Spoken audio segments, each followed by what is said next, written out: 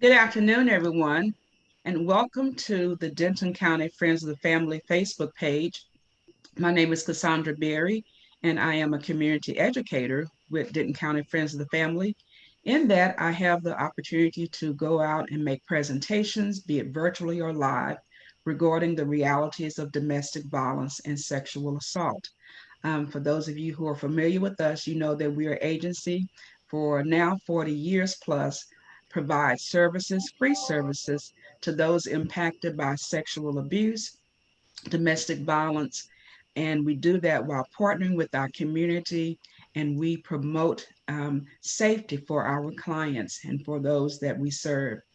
I'm Today, we're starting off Sexual Assault Awareness Month, as April is, where we observe and increase the awareness about sexual assault awareness.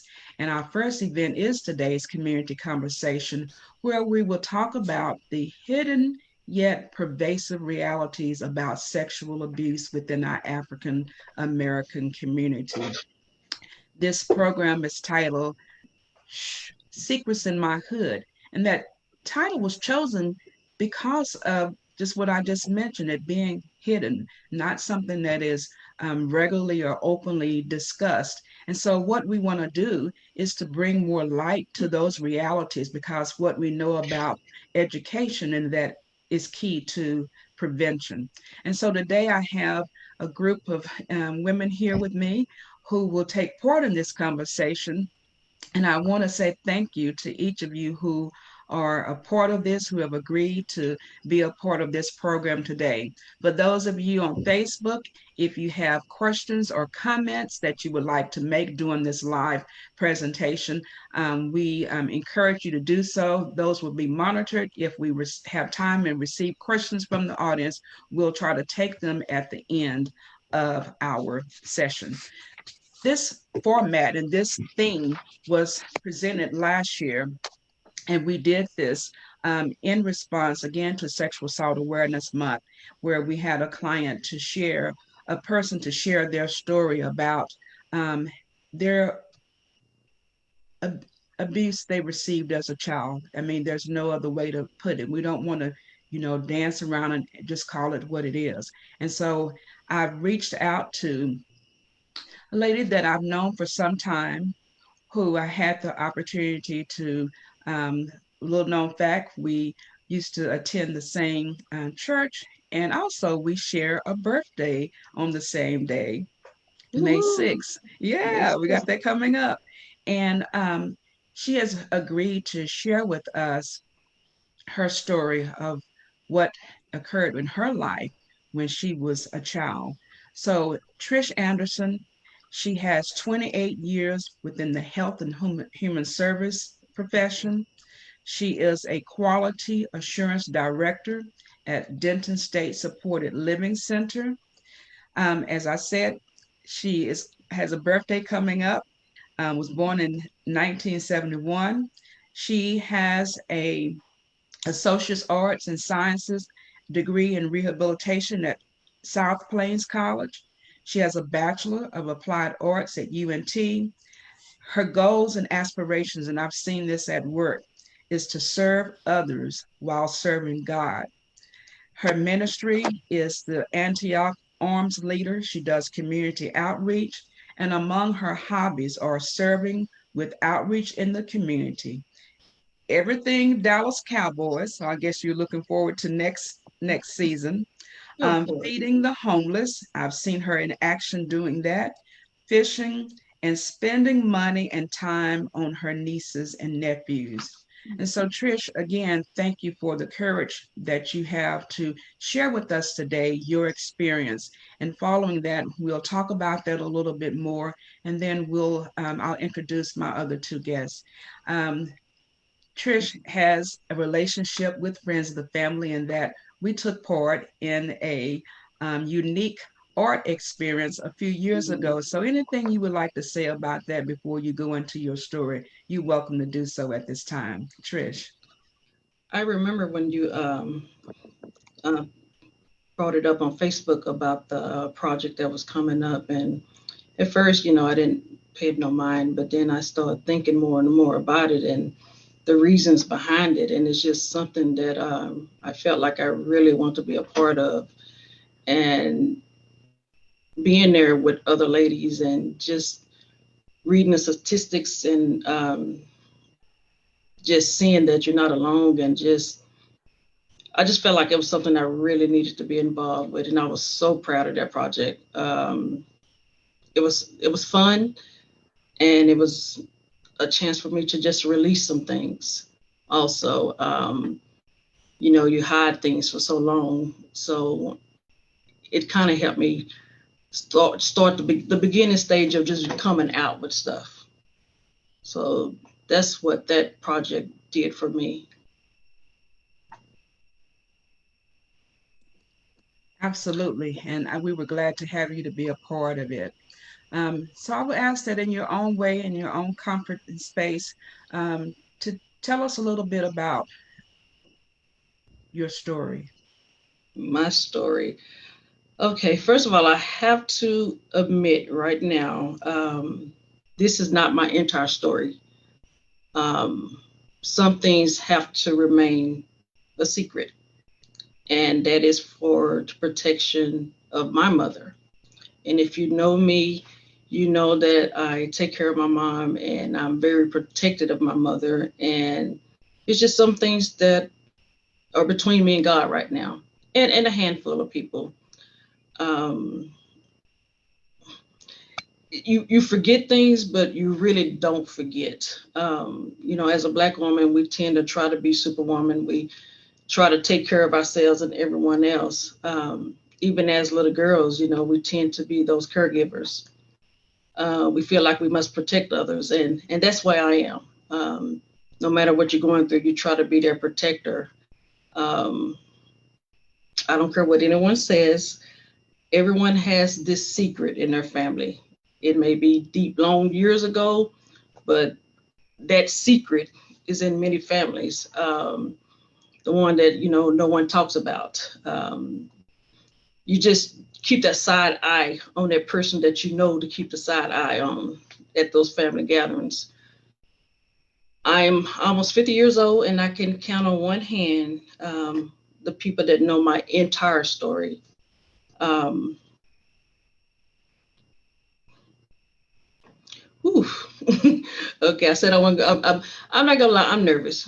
The truth is, many of us that have the story, we look good on the outside, but there's a lot of scars on the inside. Um, at the age of 7, 8, I was raped. For many years, I, called it molested. Better yet, really, I didn't call it anything. It was something that happened many years ago. I lived with it, and I went on. So I was like, whatever. Um, One day at Denton County, Friends of the Family was at our church, and I sat there and I was listening to the speaker, and she was talking about what she was going through and what she went through.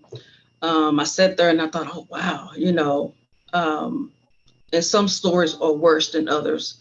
But then it got real for me because she started giving the definitions of assault and sexual assault. And that's when I realized, oh my God, that was not, I was raped as a child, as a little girl, I was raped. Um, Memories come and go. I wish I can remember more details, but I really think that's God protecting me from a lot of things. Um, from that situation, that incident, that rape, like we said, we're going to call it what it is. Um, I remember being in the house with my uncle and his son. I remember the son asking his dad to go to the store and get something. So we were left alone. I don't remember his age. I know he's maybe like 14 years older than me, something like that. I'm not sure. Um, I remember the jar of Vaseline on the side of the bed. I remember the jumpsuit I had on, but I don't remember anything else from that day. I can't tell you if it hurt. I can't tell you what was done. I cannot tell you because God has blocked all of it.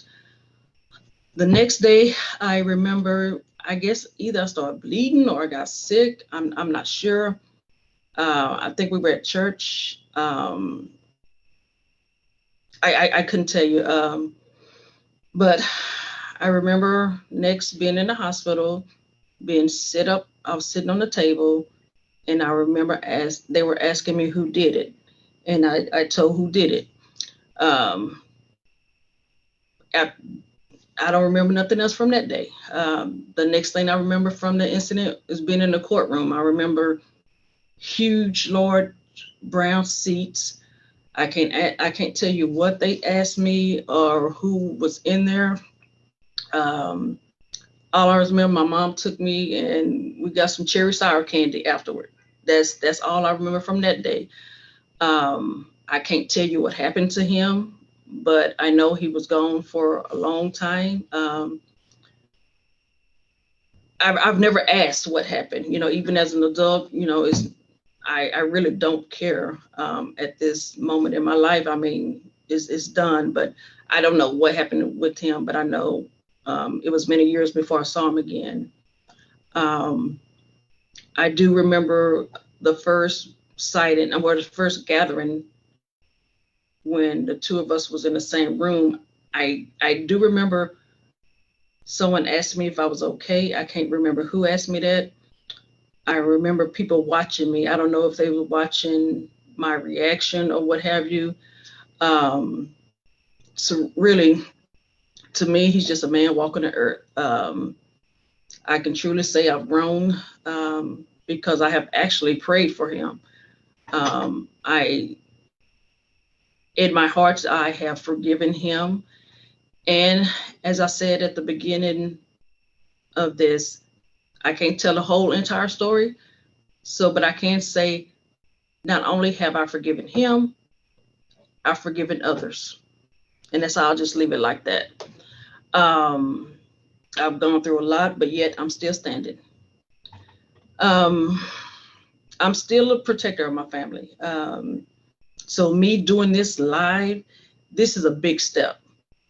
And I pray to God that those who are seeing this, and I'm asking you, do not call my mom and ask her about this interview, or ask her how I'm doing or whatever.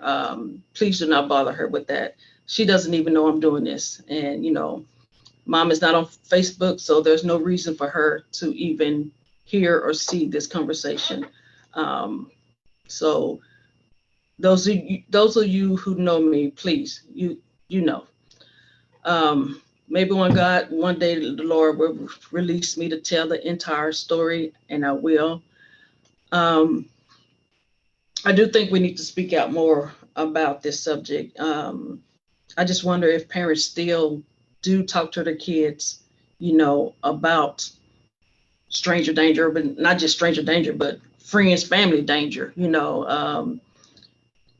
Um, I sometime I wish I can go back in time and maybe change some things, maybe say some more things, but I'm here for a reason. My life has turned out the way it has for a reason. This has affected me as an adult. Now I'm not gonna sit here and lie and say I was not wild because in my 20s I was wild. But I'm not ashamed to say that when it comes to certain touches or men sweating on me, there's certain things I don't like. I can't stand it, and it will make me go back, to the past. Um, I'm I think I'm also okay is because my grandparents raised me from I think I was 12. I went to live with my grandparents, and then I think I was protected from all of that old past stuff. So maybe that's why I'm so okay right now. Um, I'm either way. I feel like I'm fine. I know there's a lot that I need to work on, but God has been so good to me, and He has kept me in my right mind. He is keeping me in my right mind. Um, I'm a survivor. Um, any questions? I mean, I don't know what else to how to make it. I don't know what else to say. Any questions, or what do you think? Well, I again, Trish, I appreciate you so much and have known you for several years prior to knowing your story and have always admired you to be the strong person that you are.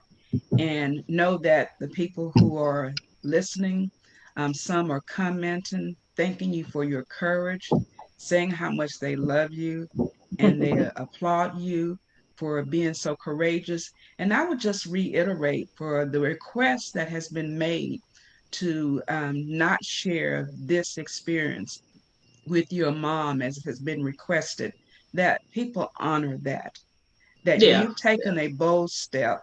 And we talked about this, to some Hmm. degree. And so I would ask that those who know you and know your mom would honor that request. Um, I'm reminded of the fact that you have not only are a survivor of the trauma that you experienced as a child, but I made reference in the last post about you being a survivor of breast cancer as well.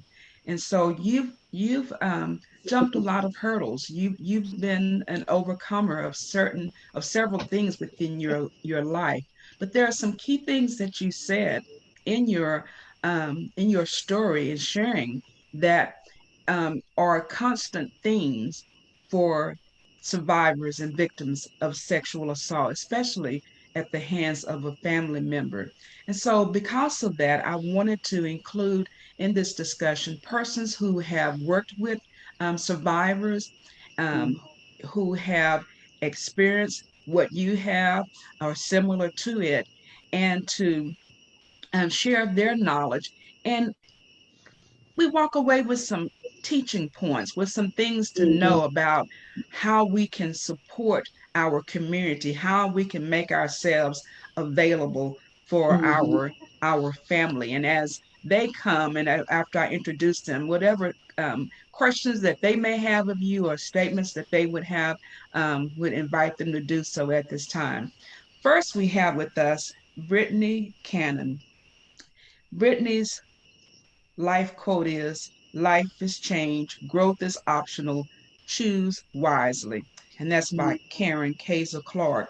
Brittany is a licensed professional counselor and a nationally certified counselor.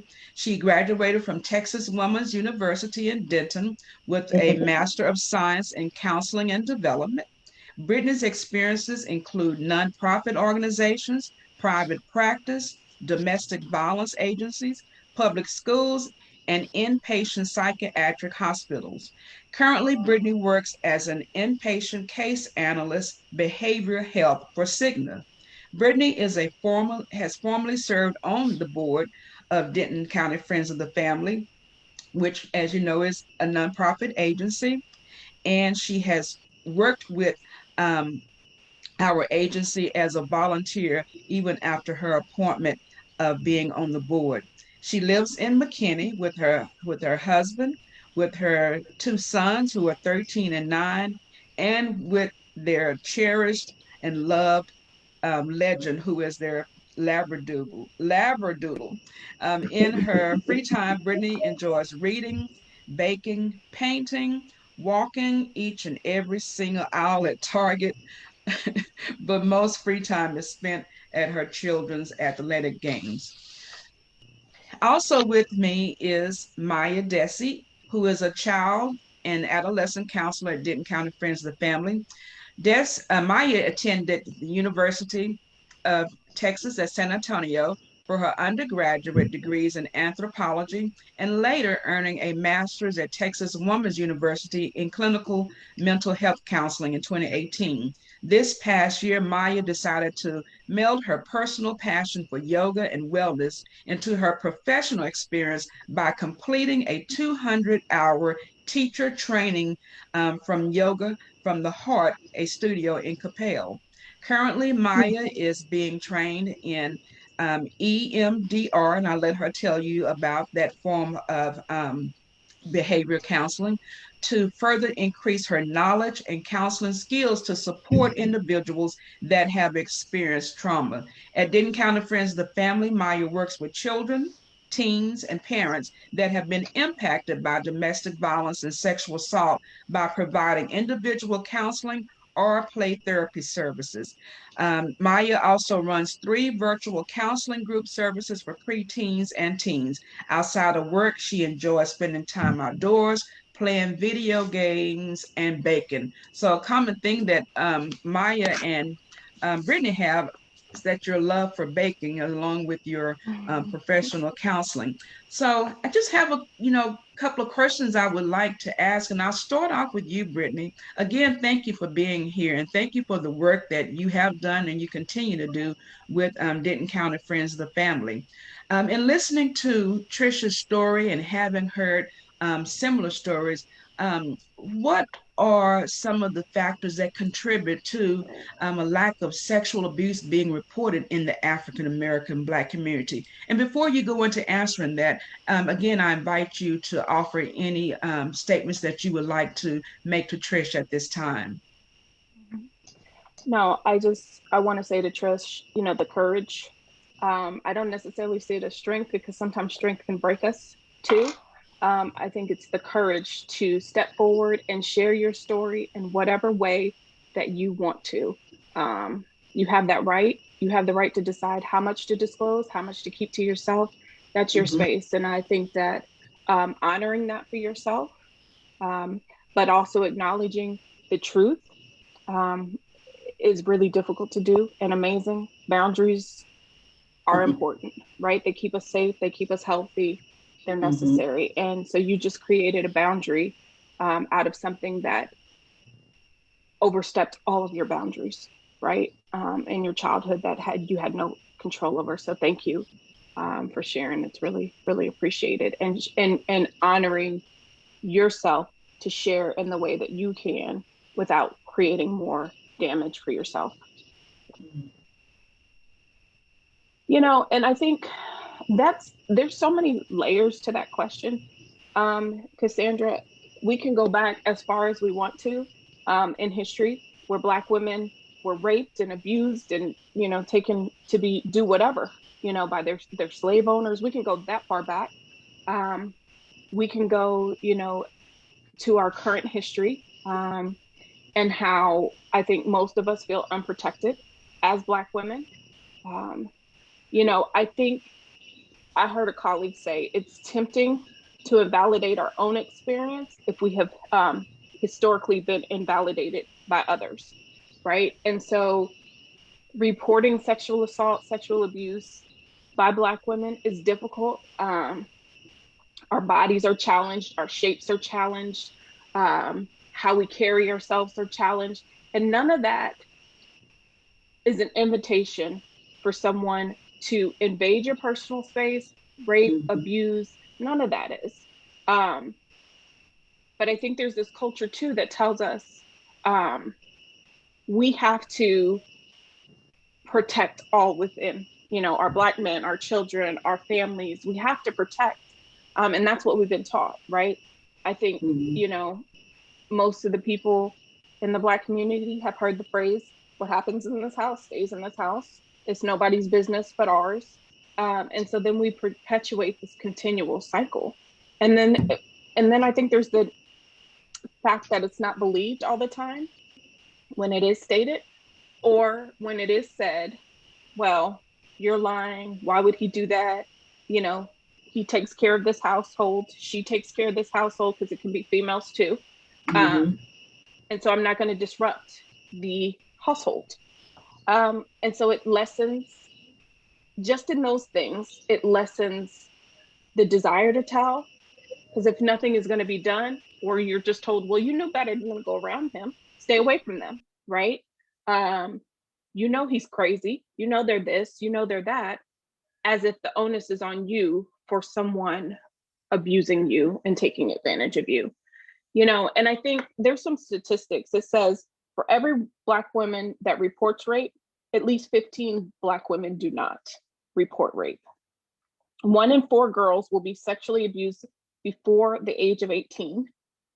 And that's just based on reporting, which we know is skewed, right? 1 in 5 Black women are survivors of rape. 35% of Black women experience some form of contact sexual violence during their lifetime. 35%, that's reported.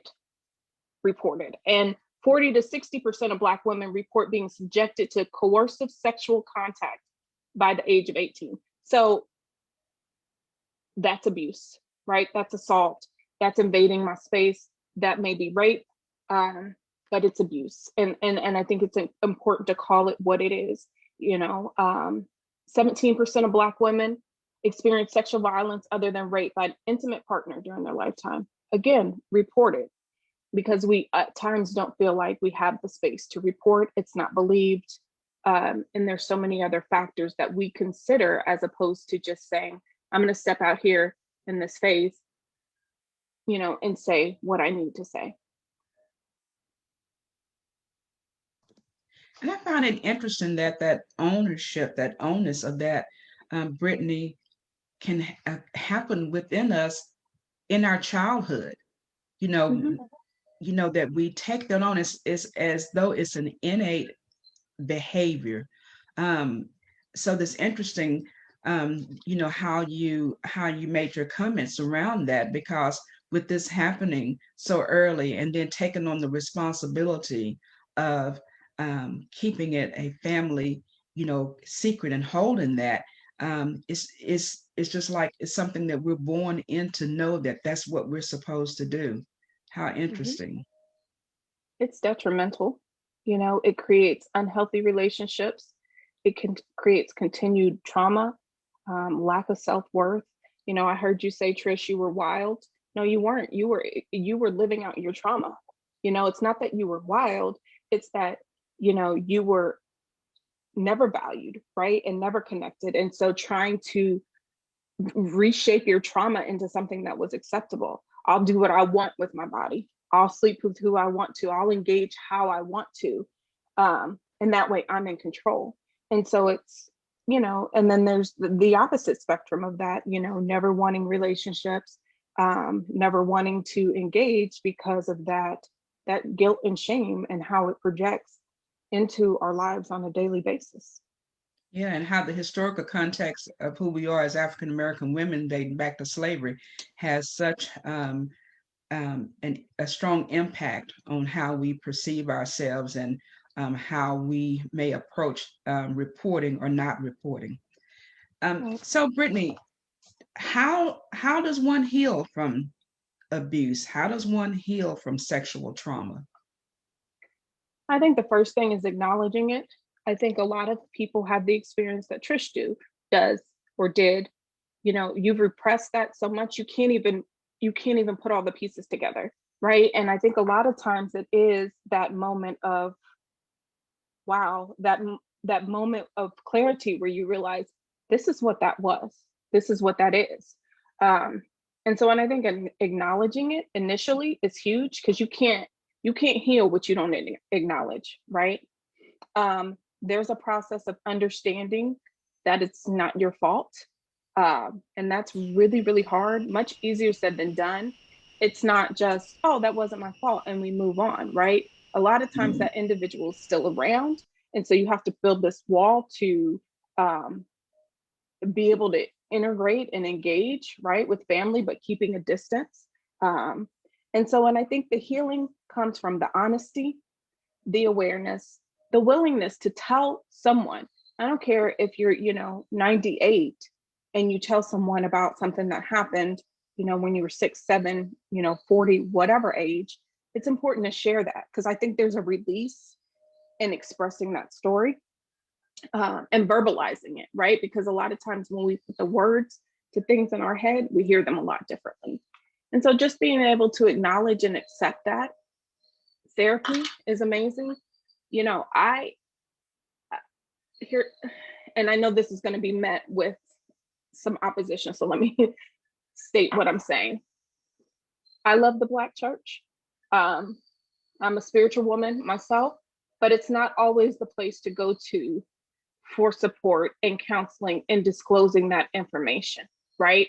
Um, if you're not a trained counselor, just because you're a pastor doesn't mean that you're qualified to counsel, right? And to give advice, because sometimes the wording that is used puts the onus and blame back on the victim, right? The individual that's sharing their story. Um, and so it can be very, you have to be very careful, and not creating more shame, not creating more guilt. And so, and I think that's, I think prayer is amazing and it works, but I think there is something to be said for seeking wise counsel, and that's biblical, right? And so getting therapy, doing the work, because digging up those things, um, brings out a lot of other stuff, right? And it's hard work, it's devastating, it can be overwhelming, it can make you to the point where you say, why did I even do this? But I think on the other side of that, that freedom and the clarity that you gain and the understanding that this had nothing to do with you as an individual. This was all about them and their faults and their issues. But you're left to heal from it, right? And so, and I think therapy is key, and I think prayer is amazing. Pray and therapy, girl plus God and therapy, man plus God and therapy. I think that's how you navigate through it. Absolutely. And before get to you, Maya, I just want Trish, if you want to say any more about um, when we were there at your church. And, to the credit of some of our local churches, we are getting requests to come in and make presentations. We have increased the number of partnerships. And it was at your church that while making this presentation and we had someone that was there to speak, that the realization of what happened to you occurred. And so you were in that place that you felt safe and supportive with both of those best worlds, I guess, counselor as well as spiritual, there to support you. And I remember you saying and realizing what had happened to you. So, do you want to say a little bit more about that based on what Brittany has just shared? Um, I think, first of all, I think it's a wonderful thing that more churches are reaching out to you, because we as women, we do feel safer with each other. And I didn't go to that meeting thinking I was gonna say anything. I thought I was going, to learn some things. Just to get some information. Um, and the fact is that meeting opened up my eyes to something that I didn't know, and that was the difference between the definitions, the difference between molestation and rape. And I don't know if you go into details about the definition, the differences, or that's just something that happens at those meetings. But I think it would help a lot of women and some young girls to really be able to have that one-on-one discussion, because with the speakers, because it really does open up your eyes to some things that you just don't realize. And um, it was a good thing. It was a bad thing and it was a good thing, because I remember it just hit me so hard. I'm like, rape? No, no, no, no, no, no. But it was like, no, you were raped. When we think of rape, we think of somebody coming through the window and forcing themselves on you. That no, this is there's probably a lot of women out there, a lot of young girls out there that have been raped, and they don't even realize it. They just think that, oh, so and so molested me. It's, okay, it happens. It's not that serious. Yeah, it is serious. Um, so I think, like I said, I'm glad that more churches are opening up to you and inviting you in for this, because I think it can be a process of a lot of healing for a lot of people, a lot of women, maybe a lot of families. You don't hear about it as much. You don't hear about this subject as much as you used to. In some ways, but like back then when I was going through this, I didn't know anything about a friends of the family. You know, I didn't know anything about, you know, certain things. Um, but it is good now for the community to have things like friends of the family, to help these women. So I do say that if friends of the family is coming to your church, I recommend that you go. And you may not be the victim, you know, it may be somebody you know. And like she said earlier, it can be a man too. It's not just us women. It can be a man too. So I do suggest that um, more churches have this topic spoken about, and we continue to try to help each other and try to encourage people to attend, because it does help release. It's good information, and it's a good stepping stone to help release a lot of things. Yeah, and just in general, most people don't realize that the overall definition of rape is the penetration of the victim's body, be it orally or otherwise. And so Yep. sometimes when it's not a situation where it's genital to genital, people assume that it was, like you said, molestation or Hmm. inappropriate physical touch, when indeed the word that we don't like to say, which is rape, is what actually occurred. So thank you. Maya, we're talking about, how to heal. And Trish made reference to being comfortable when you're with other people that you know and you feel safe around. So tell us a little bit about in your work, how can maybe a parent talk to a child about sexual abuse? We've made reference to this being a subject that's not easily discussed, but it's necessary to do so. And how can a parent support a child when they do disclose? We made reference to one of the barriers to reporting or telling is because of the fear of not being believed. So tell us in your work and your background, how can a parent talk to a child, and how can they support a child when they do disclose? Absolutely. Well, first off, I just want to thank Trish for sharing her story. It is incredibly powerful, and that your message is being communicated, and that your story has power for others right now. I just wanted to share that for parents, when they are talking to children about sexual abuse, that it's important to create an atmosphere of trust and safety with the kiddo.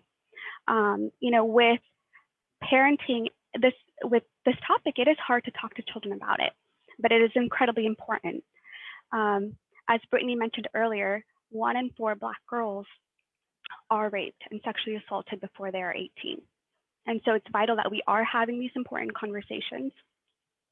For children, depending on where they're at in their developmental stage, it's important to talk to them in developmentally appropriate ways. It's important to name the body parts. Um, so many times we hear a vagina being referred to as a cookie. That's something that I saw on social media, where children don't have the proper terms for anatomy as well. And so teaching girls, teaching boys the proper names for their body parts is important. Um, it's also important to watch children, to create environments where they feel safe to talk to you. To reiterate to them that touching secrets about touching are not okay. With families, it's important to have discussions about boundaries, discussing, what family members have in terms of respecting their privacy, in terms of dressing or bathing or even sleeping. It's important to teach a child to say no to touching, and even how to respond as a parent if a child does disclose to you that they were touched inappropriately, or they were threatened by someone, or that they felt uncomfortable by someone as well. Um, Trish, you had mentioned earlier that there's this whole concept of stranger danger. And in fact, for sexual abuse, the statistic is that 93% of individuals know their abuser. 34% are family members, 59% are acquaintances, 7% are strangers. Right? And so it's important to have these conversations that it can be someone that you may even know. So for the child, if a child does disclose to you something's happened, it's important to be calm and measured, and really be steady. Try to get on their eye level and meet them where they're at when you're having this type of conversation. You know, the overall message that you want to communicate to the kiddo is that I believe you, and affirm to them that you believe them, that they are courageous in their sharing of this, and that you will protect them, letting them know how proud you are of their disclosing.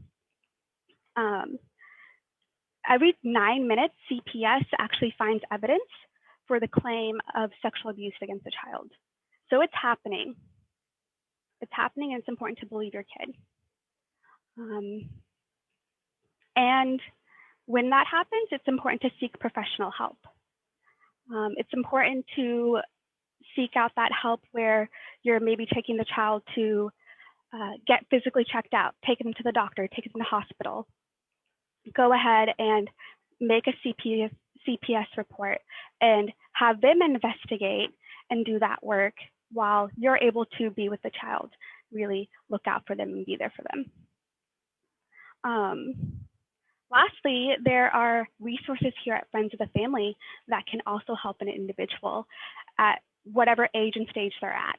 So we can help individuals when they're children, when they're coming in for services, with play therapy, with activity therapy, as well as even group counseling. One of the groups that we offer for women is this childhood sexual abuse survivor group.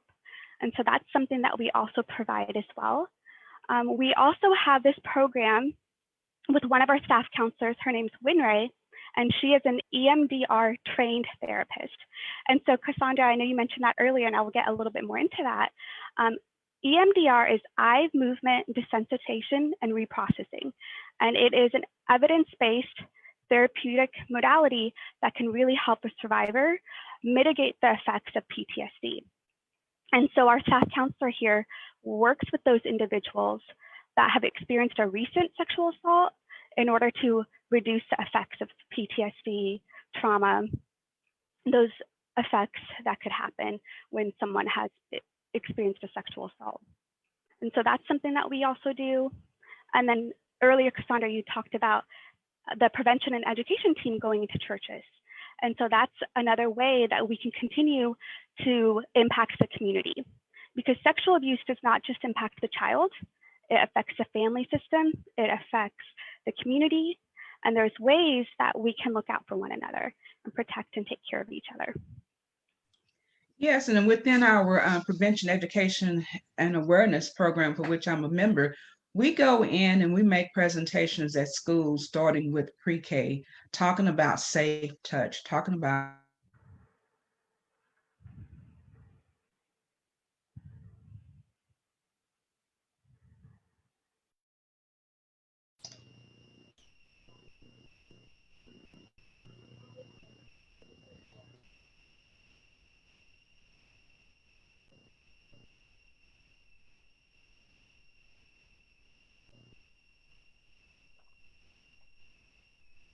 So I think Cassandra's frozen. She Um, froze. I'm not sure if you guys can hear me. A lot of what they how do is to going into identify a school. safe There we and go. There we go. yeah, I was about to You say, I froze. think we froze. But what I was Yeah. saying is that for our agency, we do offer training, we offer sessions, we offer informational sessions in the schools. And so, as well as within the community would welcome an opportunity to come into the schools, to come into, if within your churches, not speaking to just the adults, but the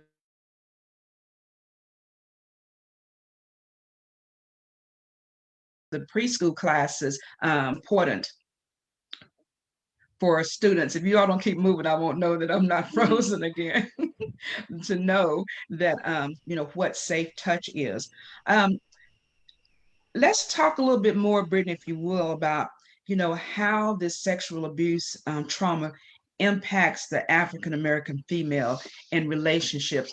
Our last survivors talked about how it impacted her relationships, her dating relationships, and with her family. So tell us a little bit more about that impact, especially within the African American community. Yeah, it's obviously varied, right? There's obviously, multiple exponents of how you can respond. But I think there is a pattern of, for Black women in relationships. I don't know if you guys, maybe not, but I saw the other day that a pretty prominent couple in the hip hop community, there was an altercation about them getting in the elevator and there was some tussling, right? Um, I saw her hit him and I saw her responding as well, right? Some physical violence. That's partner violence, right? They were both violent towards each other. But the responses that I saw, it was, oh, y'all think that's violence? I saw her hit him first. So that's not on him. He was just defending himself. I can tell y'all I've never really been experienced real abuse if you think that's abuse. Like that mentality is, I think, for our people, it's devastating, right? To think that, okay, I've got to take more. And if it's not at this level, right, then it's not really violence, right?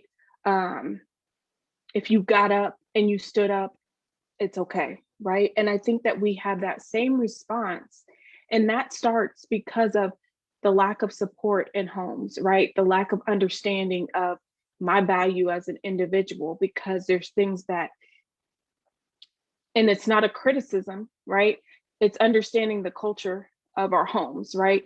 There's things that had to be accepted, so we thought, in order to survive, right? Like I said before, they're taking care of the household, they're paying the bills, I don't have a college education, nobody else wanted to be with me, those kinds of things. So in our minds, if from a child, if you're a female and your body is not valued and those boundaries are not respected, and then when I go to speak those things, it's not honored from my family, the people that are supposed to support, love, and protect me, how can I think that I am supposed to receive that, and what create a standard of what's acceptable in a relationship and what's not? And it's not acceptable for anyone to assault you physically, mentally, financially, or sexually. And if you don't welcome anyone to do those things, it is abuse, right? And understanding that. And I don't think that we do that. I think there's this thought, well, if I had just done better, if I had just been quiet, or if I just had dinner ready, like, I think for a lot of women, I think there's an intersection between physical violence, to intimate partner violence, and sexual abuse, sexual molestation history. If you're talking about 35% of Black women have experienced some sort of sexual violence, that's something that plays in your mind, right? It plays in your body, how I present myself. Some women are very closed and some people, it's all out there, and neither one is an invitation for you to touch me in a way that is not, and you're not invited to do so. And so, and I think it's hard because I think, again, we have this thought, if systemically I'm not appreciated, within my family system I'm not appreciated, and within my intimate partner relationship I'm not appreciated, why would I begin to think, what would make you think that I have value and that I can create boundaries and standards for myself as an individual? It's hard. It's hard. And also, one last thing, I feel like, we see this this trend of Black women not being accepted by Black men. Also, Black men tend to date out of their race more, right? And so we're just devalued and thinking that at times that we have to hold on to what we have, right? There's Black men in prison, the rates are different. And so we feel like at times the pickings are slim, and we settle, and we take whatever's given to us because we've been taught that throughout our history.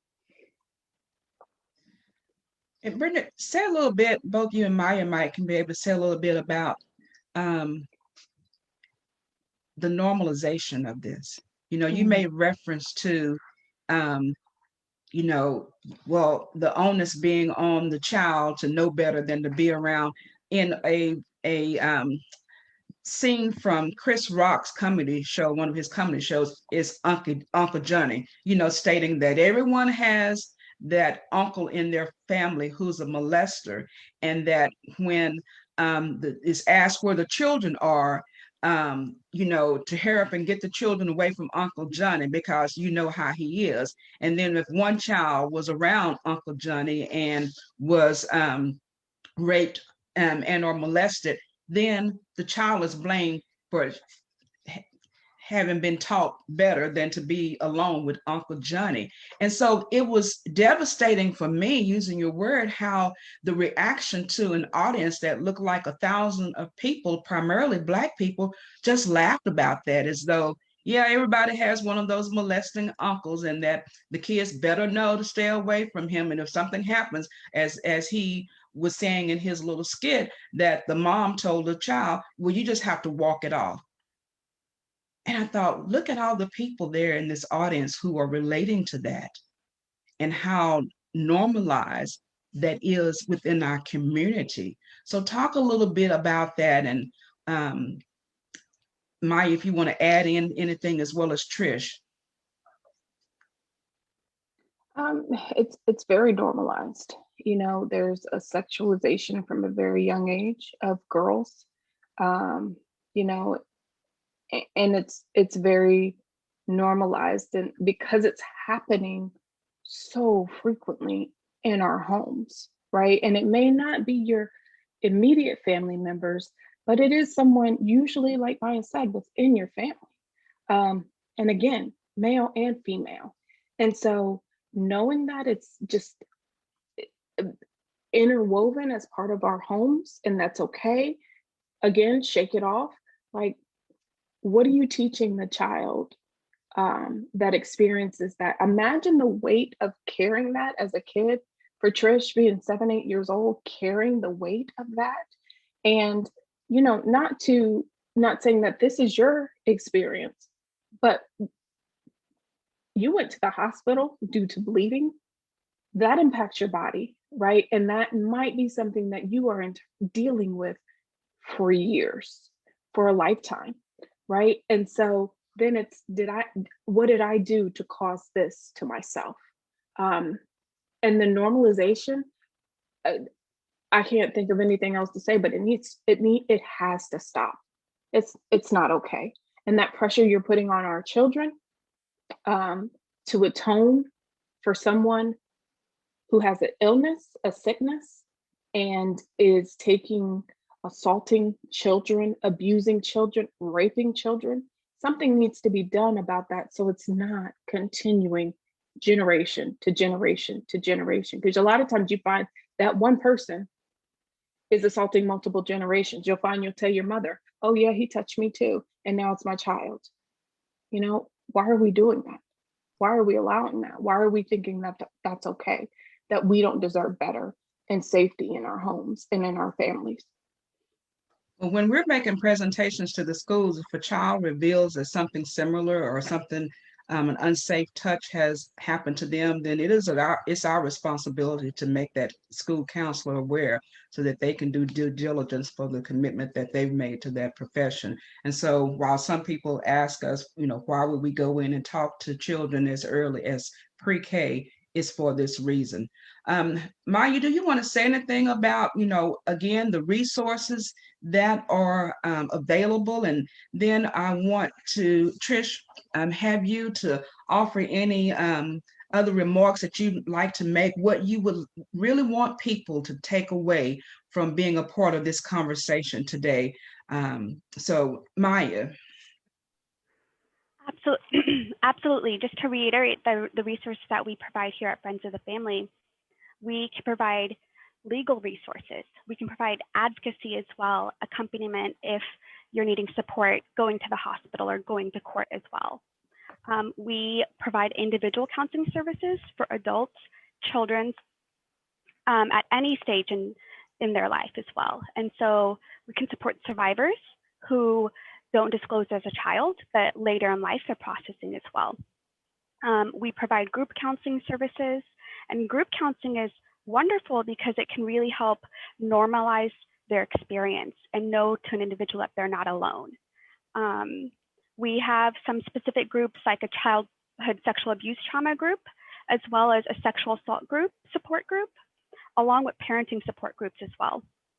We have our staff counselor, Winray, who provides the EMDR treatment modality to clients who were recently sexually assaulted. And then that can prevent from PTSD having long lasting effects in their body, their mind, their brain. And then, as you mentioned, Cassandra, earlier, we have our prevention and education program going to schools as early as pre-K through high school. So that way we're talking about these conversations wherever they're at in their developmental stage, because these conversations are only going to get bigger. You know, as a child, we're talking about safe and unsafe touch. And then as they grow older, exploring what healthy, unhealthy relationships are, consent, boundaries. And so these are all different ways to engage with our agency as well. Um, I I would like to say to the women out there, know your worth. Take advantage of all that's out there, all that Friends of the Family has to offer. Um, but especially know your worth. I have to tell this, years ago, I had a man, I told him I didn't like certain things or whatever, and he told me I need to see a doctor. He said, you need to see a doctor about that. And it's not that I needed to see a doctor, it's just my past was affecting my present then. So I do say, women, first of all, know your worth and know there's nothing wrong with you if you don't like certain things or whatever. But know your worth and know that it's okay to speak out. And it's okay to talk to counselors. And I say, I don't care if it was 50 years ago, and if it's still affecting you now, call Friends of the Family and talk to your nieces, talk to your daughters, talk to your sons, um, and be real with them. And if you went through that, be real with them and let them know, Mama went through that. It's okay. Tell me. Daddy went through that. It's okay. Tell me. You know. So that's what I have. Well, again, Trish, thank you so much for your courage to come forward and to share your experience, share your story, and to give good advice to those out there about taking advantages of the services that we provide and telling your story, and that there is no shame in doing so. And so we really appreciate that. If you are in need of services, let me remind you that all of our services to our clients are free. And if you are impacted by a currently or a previous traumatic experience, you can call 940-387-5131. Within our Facebook page, in the comments, you will be directed to our crisis line as well as our main line number, and know that we are here and we are available. We've been doing this now for 40 years. And so we want to continue to provide these free services to persons who are impacted by sexual trauma and domestic violence. If anyone is interested in having our team to come out and make a presentation to your youth or to your adult community, know that those services are free. Given that we are still within the pandemic, we can do virtual presentations as we're doing now. And if there is safety protocols in place for us to do a live presentation, we'll be open to discussing that as well. Thank you for taking this time to be with us today. Thank you, Maya. Thank you, Brittany. And most of all, thank you, Trish. And for everyone who tuned in, thank you. Our next event for Sexual Assault Awareness Month, our next conversation is on Thursday, April 15th at the same time from 1 to 2. And you'll find on our Facebook page other events that we're having throughout the month as we promote awareness around sexual assault and abuse. You've been a wonderful audience. You've been a wonderful panelist. Thank you again, Trish. See you on May 6th when we celebrate our birthdays. And Oh yeah. yes, so enjoy the rest of your day and your weekend. Thank you.